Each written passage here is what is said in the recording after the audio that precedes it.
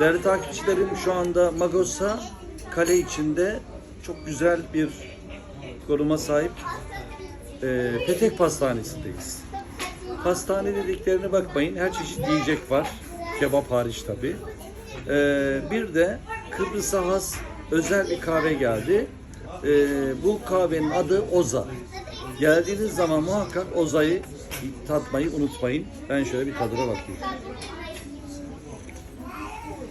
Kıbrıs'a has John da var ama Oza'yı lezzeti daha güzel. Ben Oza'yı daha çok sevdim. Şimdi birkaç paket alacağım.